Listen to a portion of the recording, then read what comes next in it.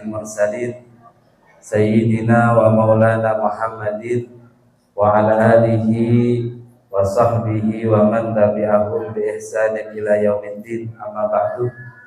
Yang kami hormati para alim ulama, para asatidah, para sepuh bini sepuh, tokoh masyarakat, wabil khusus kepada Bapak Ketua Takmir Masjid napa niki?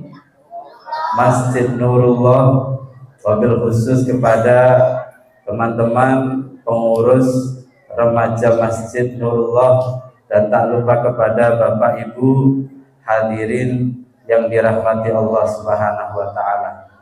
Puji syukur alhamdulillah rabbil alamin, senantiasa kita panjatkan kehadirat Allah Subhanahu wa taala, karena pada sore hari ini kita masih diberikan kesehatan, masih diberikan kesempatan sehingga bisa menghadiri acara peringatan Nuzulul Quran yang diselenggarakan oleh teman-teman remaja Masjid Nurullah. Ini yang remas yang mana ini? Kok bocil-bocil yang di depan ini? Ini yang anak remasnya yang di mana ini? Apakah di luar itu atau yang di dalam nggak ada yang remas ini? Mudah-mudahan acara sore hari ini bisa menambah kecintaan kita kepada Al-Quran, dan mudah-mudahan kelak kita semuanya mendapatkan syafaatnya Al-Quran. Amin ya rabbal alamin. Dan tak lupa dengan mengucapkan Allahumma sholli ala Sayyidina Muhammad. Adik-adik, Allahumma sholli ala Sayyidina Muhammad. Sing jawabe sholawat banter tak dongakno besok dapat THR banyak. Allahumma sholli ala Muhammad. Sing jawab sholawat banter tak dongakno iki sing joko-joko utawa sing perawan-perawan iki nang ketemu jodone. Amin. Allahumma sholli ala Muhammad. Untayan salawat salam semoga tetap tercurah limpahkan keharibaan junjungan kita, panutan kita, idola kita Nabi Muhammad Sallallahu Alaihi Wasallam, yang mudah-mudahan kita ini sedikit demi sedikit bisa meneladani akhlaknya dan kelak diakui sebagai umatnya dan mendapatkan syafaatnya. Amin ya rabbal alamin. Allahumma sholli ala Muhammad. Ini sudah pukul 16.57 atau pukul 5. Ini tadi Bapak Takmir memberi pesan nanti ketika sudah 5:30, nah ini tausiahnya sudah selesai karena ada pembagian takjil. Jadi dimohon kepada hadirin hadirat, Bapak Ibu, adik-adik, Mas Mbak, dimohon untuk berkenan mendengarkan, nggak lama-lama, hanya 30 menit. Bapak sing ngrungokno tak dongakno rezekine lancar, panjang umure, berkah rizkine. Amin Allahumma amin. Bapak Ibu hadirin tamu undangan yang dirahmati Allah, pada sore hari ini kita telah memasuki hari ke-16, ya Bu? Ya, nanti malam 17 atau yang sering kita sebut dengan malam Nuzulul Quran. Jadi sekarang ini sudah malam ke-17. Itu artinya 14 hari lagi kita akan merayakan Hari Raya Idul Fitri. Sudah siap? Sudah beli baju baru? Semoga kabeh iso tuku klambi anyar. Jadi pada bulan Ramadan ini Bu, kita kalau melakukan satu amal ibadah itu pahalanya luar biasa. Pahalanya dilipat gandakan, berlipat-lipat. Dan para ulama mengatakan pahala seseorang itu akan dilipat gandakan. Yang pertama, Kata ulama, nadron lil makan, ada kalanya karena melihat tempatnya. Melihat apa? Tempatnya. Tentu berbeda, Bu, orang yang sholat di Masjid Nurullah ini dengan orang yang sholat di Masjidil Haram. Pahalanya berbeda. Rasulullah mengatakan, al-hasanah al-wahidah bimi'ati alfi hasanah. Satu kebaikan yang dikerjakan di Masjidil Haram akan dibalas Allah dengan 100.000 kali kebaikan. Jadi kalau ada orang sholat 1 kali di Makkah Al-Mukarramah, dia akan dibalas 100.000 kali. Kalau ada orang khatam Quran sekali di sana, dia akan dibalas 100.000 kali. Jadi karena memuliakan tempat, Bu. Begitu juga di kota Madinah. Kalau di kota Madinah, al-hasanah bi alfi hasanat. Satu kebaikan yang kita kerjakan akan dibalas oleh Allah dengan 1000 kali kebaikan. Maka mudah-mudahan yang hadir di sini kelak bisa merasakan ibadah di Mekah dan Madinah. Amin Allahumma amin. Jadi itu, Bu, ya. Yang pertama melihat tempat. Kemudian yang kedua, imma nadharon lil waqti.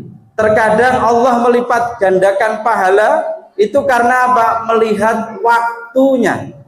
Ya seperti sekarang ini, Bu. Kita kalau mengerjakan apa?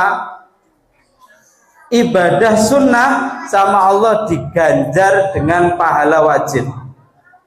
Dan kita kalau mengerjakan pahala wajib sama Allah diganjar dengan pahala yang berlipat-lipat ganda yang tidak ada yang tahu berapa jumlah kelipatannya. Jadi sangat banyak, Bu. Bahkan orang itu kalau puasa Ramadan seperti ini dikatakan oleh Al-Imam Suyuti, naumus shaimi ibadatun. Tidurnya orang yang puasa itu sama Allah dicatat sebagai pahala. Dicatat apa? Sebagai pahala. Ini tadi sudah tidur apa belum? Sudah, ya. Jadi tidurnya orang puasa itu dicatat sebagai pahala. Wasumtuhu tasbihun. Dan orang puasa itu kalau diem aja di rumah, nggak ngomong, nggak apa, itu dicatat sama Allah seperti orang yang berzikir, membaca tasbih, membaca tahmid, membaca tahlil kepada Allah Subhanahu wa ta'ala.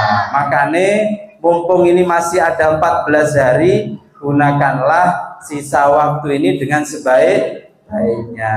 Allahumma sholli ala Muhammad. Bapak Ibu, adik-adik yang dirahmati Allah, kemudian saya perlu menyampaikan sedikit tentang fikih puasa, Bu. Karena dalam puasa itu ada hal-hal yang harus kita perhatikan.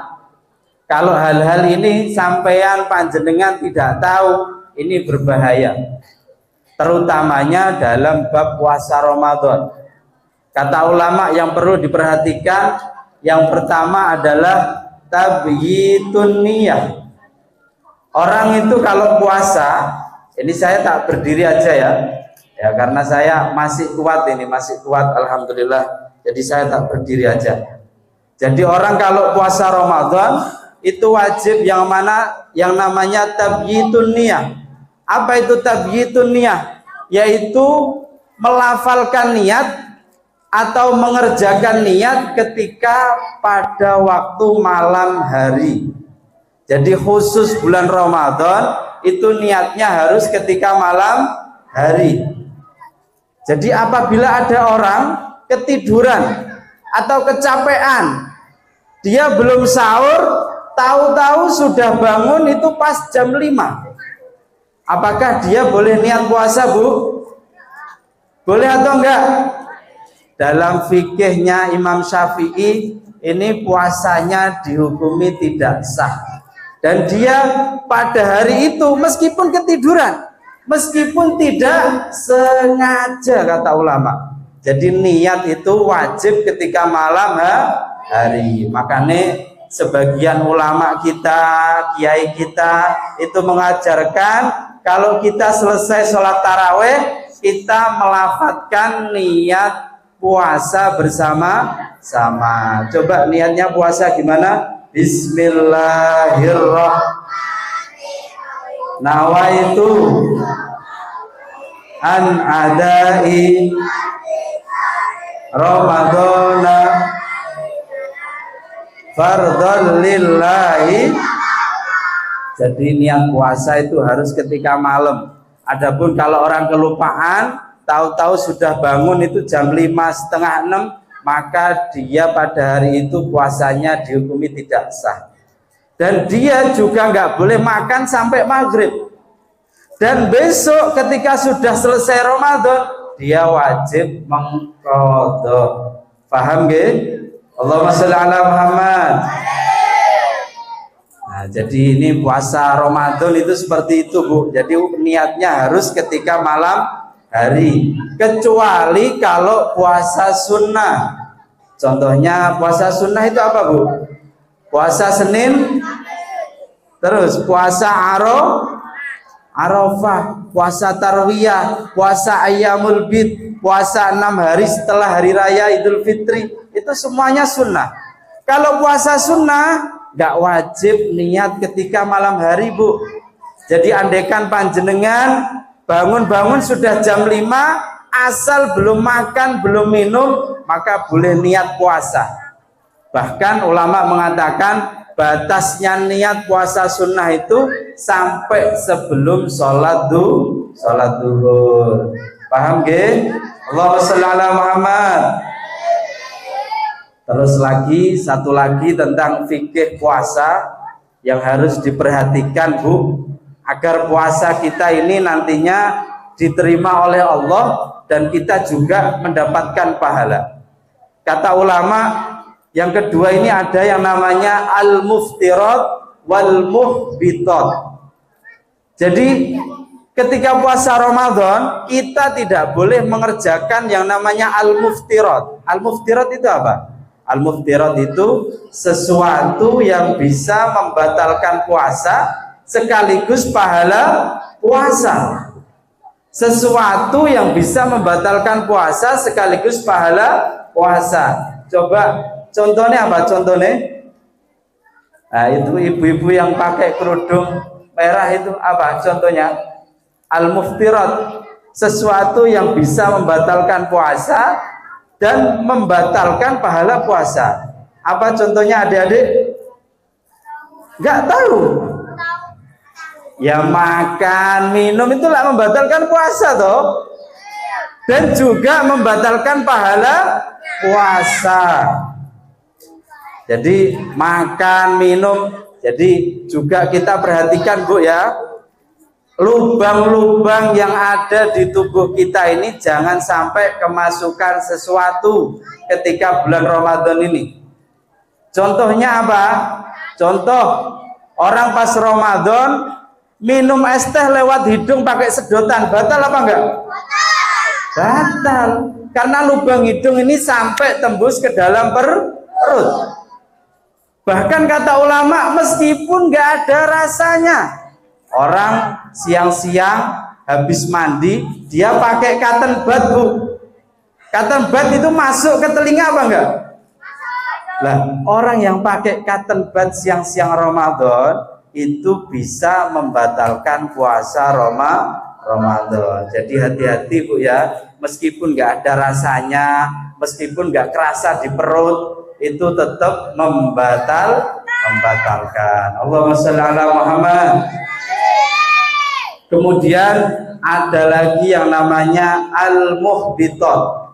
Al-muhbitat ini beda sama al-muftirat. Al-muhbitat ini apa? Sesuatu yang bisa membatalkan pahala puasa aja. Jadi puasanya tetap dihukumi sah, tapi pahalanya hilang. Puasanya tetap dihukumi sah, tapi pahalanya hilang.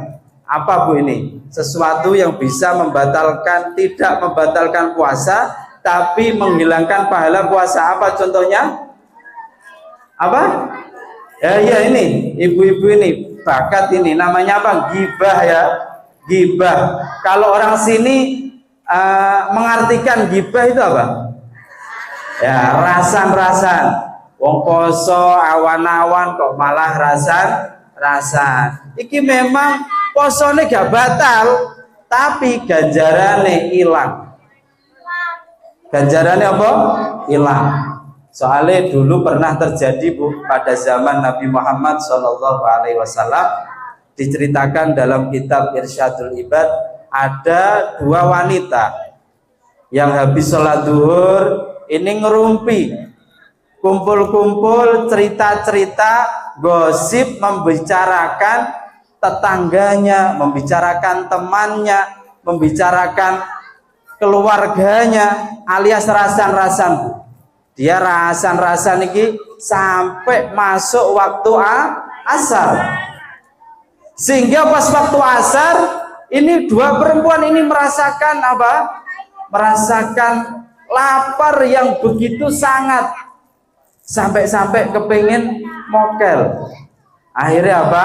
Akhirnya dua wanita ini mengutus seorang utusan kepada Kanjeng Nabi Muhammad SAW. Jadi menyuruh seseorang, tolong kamu pergi ke rumah Nabi, sampaikan saya hari ini, sore ini saya merasakan lapar yang begitu sangat. Kayaknya saya ini gak kuat buat melanjutkan puasa sampai maghrib. Akhirnya apa?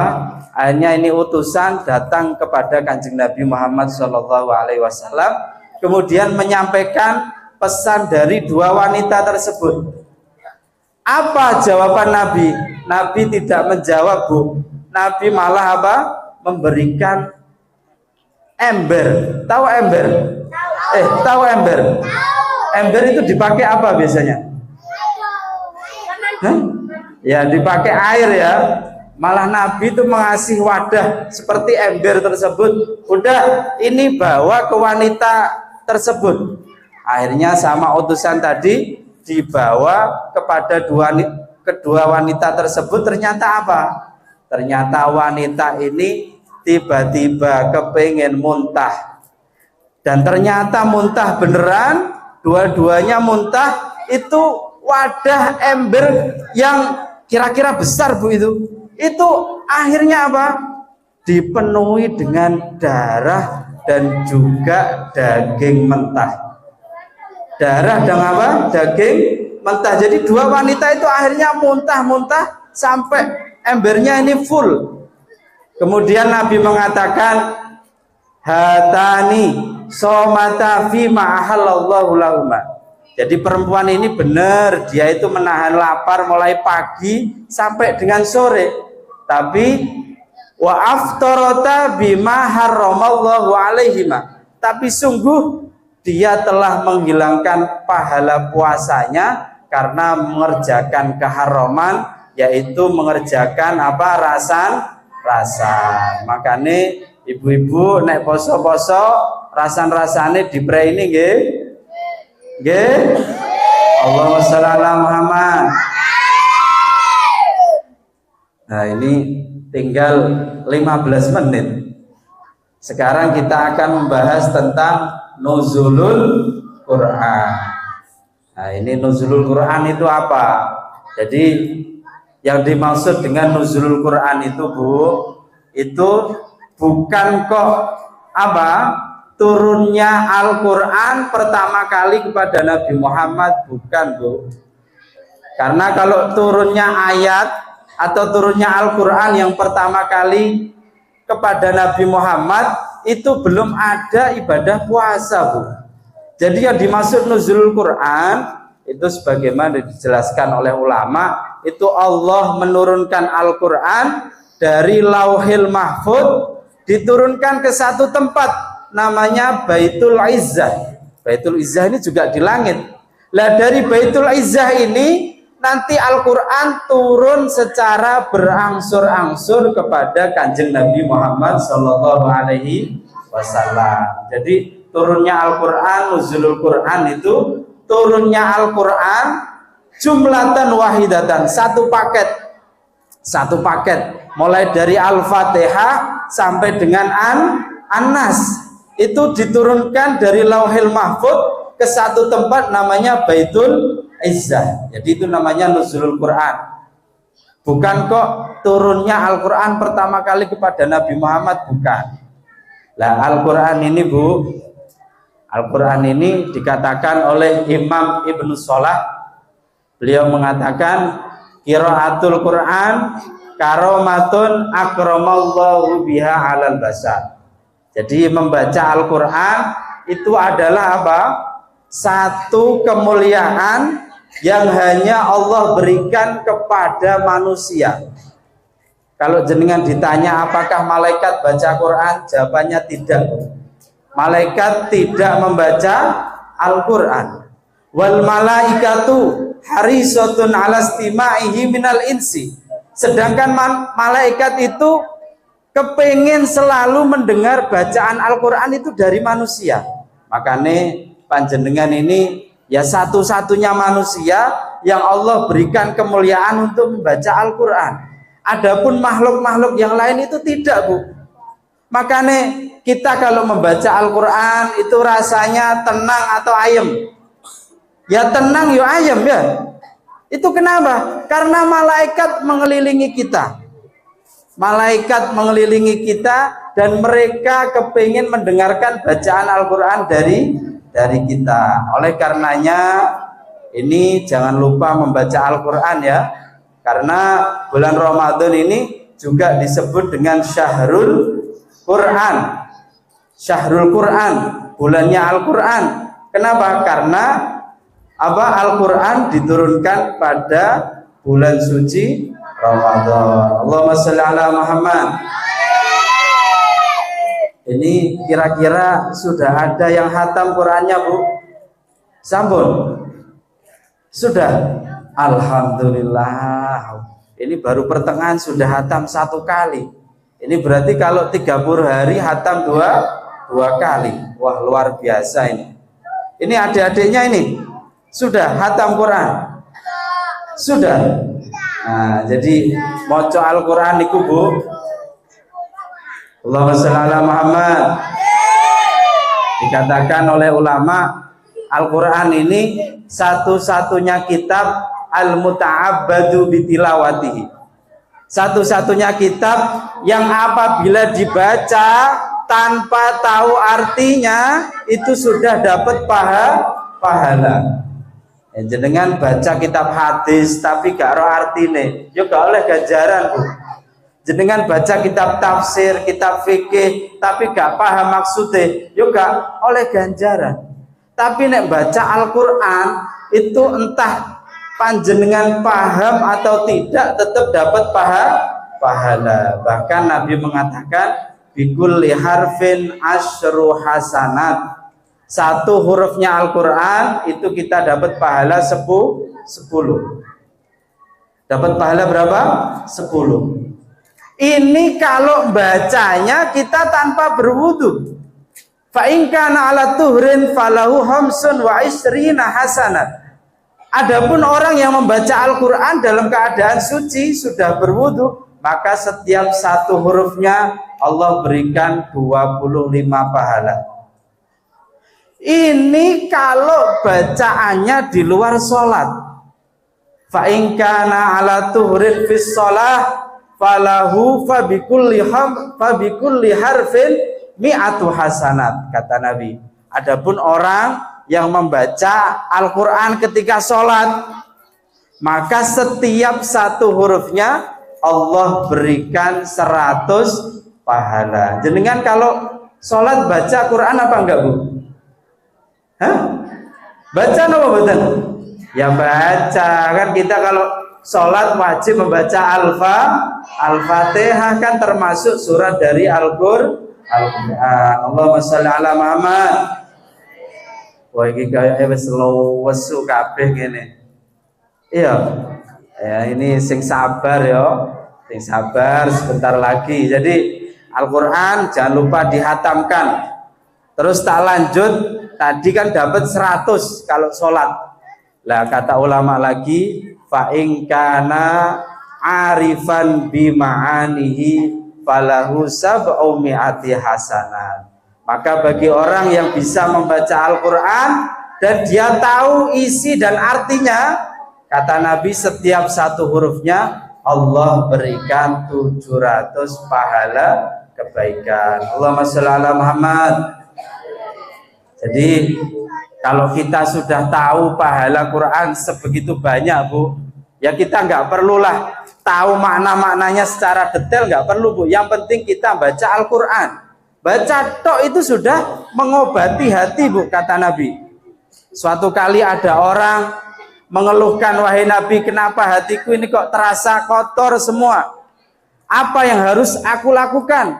Maka kata Nabi, wa ma jalauha illa qiraatul Quran. Kalau kamu pengen mengobati hatimu yang atos, yang penuh kotoran, yang penuh dengan noda dan dosa, maka obatilah dengan membaca Al-Quran. Ini saya mau ngasih cerita ini. Ini sudah 5:30 ya. Nah ini terakhir aja ya Bu ya. Terakhir. Allahumma sholli ala Muhammad. Jadi ada kisah Al-Quran, yang mana kisah ini saya dengarkan dari guru saya, dan guru saya bercerita dari gurunya. Gurunya ini bernama Abuya Sayyid Muhammad bin Alawi Al-Maliki di Mekah. Beliau pernah bercerita dulu di daerah Syria, di Timur Tengah sana, Bu, ada seorang kakek-kakek yang setiap hari itu kebiasaannya ngajar Al-Quran dan membaca Al-Quran. Bahkan kakek-kakek ini kemanapun selalu membawa Al-Quran. Itu artinya berarti dia kemanapun dalam keadaan suci. Karena memegang Al-Quran harus dalam keadaan suci.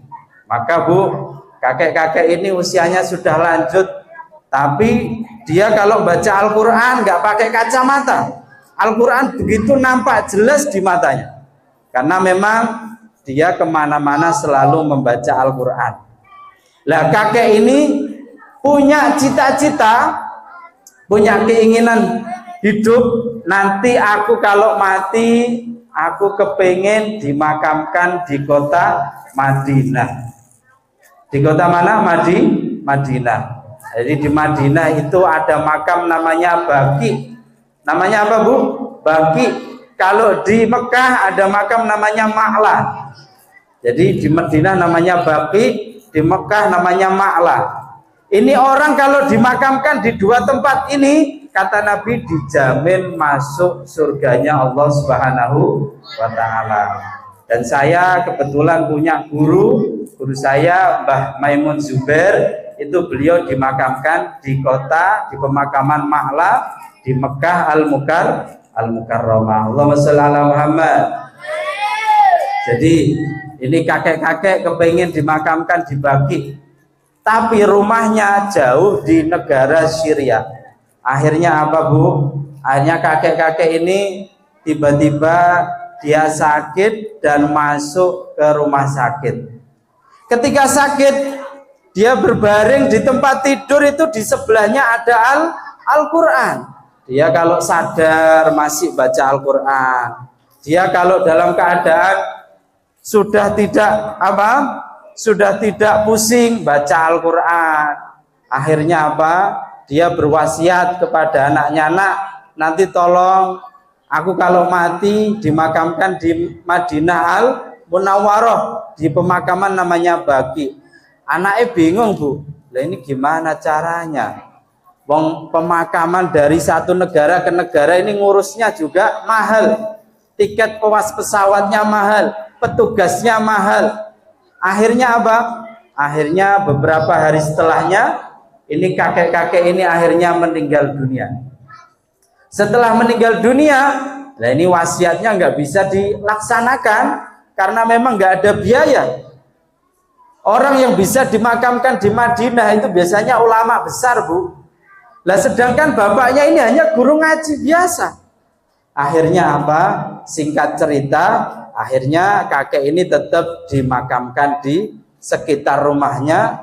Dan anehnya, Bu, setelah 1 tahun ini anak si kakek ini alhamdulillah dapat rezeki bisa pergi haji ke Mekah Al-Mukarramah. Ketika ke Mekah, selesai dari Mekah, anaknya kemudian pergi ke Madinah Al-Munawwarah. Dan setelah berziarah ke makamnya Nabi Muhammad, ini anaknya kepengen membeli Al-Quran. Dia jalan-jalan di toko seputaran Masjid Nabawi, kemudian dia masuk ke salah satu toko. Dia melihat Qurannya bagus-bagus. Akhirnya pas dia sedang milih-milih, tiba-tiba ini anak ini melihat ada Al-Quran yang agak unik. Al-Qurannya itu nggak baru tapi sudah bekas. Dan Al-Qurannya itu lusuh, seperti ada bekas tanah-tanahnya. Akhirnya didekati itu Al-Quran itu, kemudian diambil.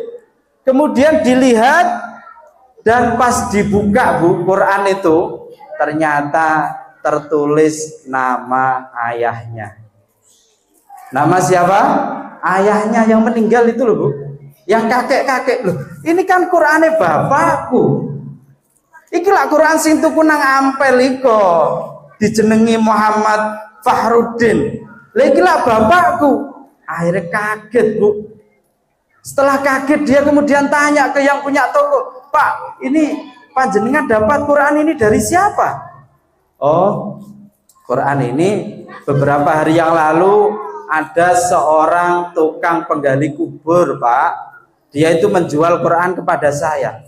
"Loh, tolong Pak, saya pertemukan dengan si tukang penggali kubur itu." Akhirnya dengan usaha keras, anaknya akhirnya ketemu sama tukang penggali kubur yang menjual Quran bapaknya ini. Akhirnya apa? Ditanya, "Pak, sampean dapat Quran iki teko sapa?" "Oh, ngene ceritane, aku iki kan petugas penggali makam di makam Baqi Madinah ngono. Lah kapan hari aku itu ditugasno bongkar salah satu makam. Salah satu makam di sana, karena makam di Mekah Al-Mukarramah dan di Madinah Al-Munawwarah itu gantian Bu. 4 tahun 5 tahun jasad sudah membusuk, diganti jenazah yang lain. Beda sama di Jawa ya, atau di Simo Poman ini ya. Ini Simo Poman. Ya, ini kalau di sini kan seumur hidup Bu ya. Gak ono sing wani bongkar Bu ya. Ya, kalau di sana enggak, gantian kalau di sana. Akhirnya apa? Jadi saya ini kemarin bongkar-bongkar makam yang sudah 5 tahun. Lah kok saya melihat ada seorang kakek-kakek, dia terbaring, jasadnya masih utuh, dan dia sambil memegang Al-Quran. Maka seketika itu anaknya merinding Bu, dan anaknya menangis. "Ya Allah, iki mosok bapakku sing biyen apa sehari-hari ini senengane maca Al-Quran." Akhirnya apa? Akhirnya, "Tolong Pak, antarkan saya ke makam tersebut Pak." Akhirnya diantarkan sama petugas makam tersebut dan disuruh gali Bu. Disuruh gali. "Sudah Pak, sampean gali aja makam ini." Akhirnya digali, ternyata benar Bu. Itu yang ada di dalam kuburan itu ternyata jenazahnya si bapaknya orang ini. Masya Allah, Masya Muhammad. Barokai seneng mocoal.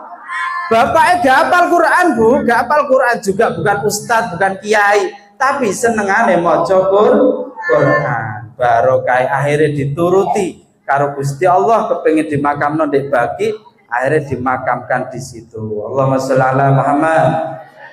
Nah ini kalau Allah itu sudah berkehendak, maka tidak ada satupun yang bisa menghalangi. Meskipun matinya di Syria, tapi ternyata apa? Jenazahnya ada di Madinah Al-Munawwarah. Allahumma sholli ala Muhammad. Muga-muga kula lan panjenengan sedaya iki termasuk wong sing seneng Al-Qur'an. Anak-anake dikongkon ngaji Al-Qur'an. Gak hafal Quran itu gak apa-apa Bu. Anake sampean gak hafal Quran juga gak apa-apa.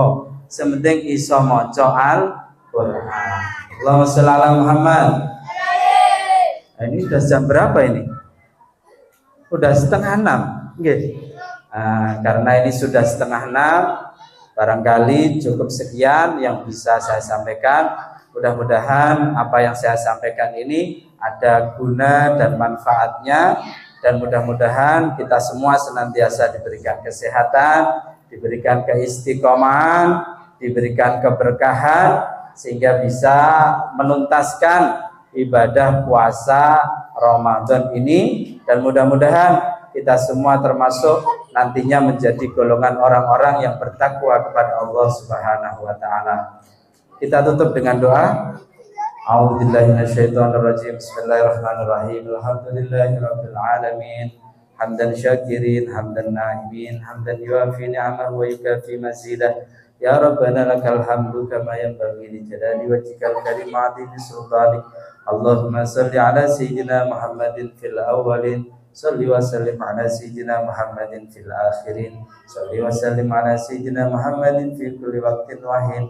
Allahumma ya mujammilal ahwal jammil ahwalana, jammilna bil afiyati was salamah, wa haqiqna bit taqwa wal istiqamah, wa a'idna min mujibatin nadama innaka sami'ud du'a.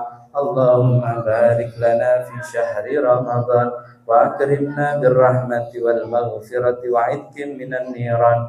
Allahumma inna nas'aluka ridhaka wal jannah, wa na'udzu bika min sakhatika wan nar. Allahumma innaka afuwun karim, tuhibbul afwa fa'fu anna ya karim. Allahumma ighfir lana dhunubana wa liwalidina warhamhuma kama rabbayana shighara. Rabbana la tuzigh qulubana ba'da idh hadaytana wa hab lana min ladunka rahmah innaka antal wahhab.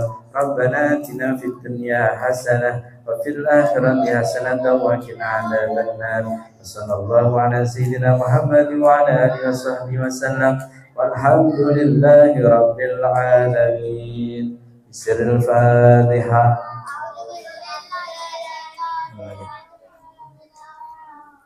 Sebelum saya tutup dengan salam, monggo bareng-bareng baca zikir yang sangat disunnahkan sama Nabi ketika bulan Ramadan. Monggo dibaca bersama-sama. Asyhadu an la ilaha illallah, astaghfirullah, nas'aluka ridhaka wal jannah, wa na'udzu bika min sakhatika wan nar.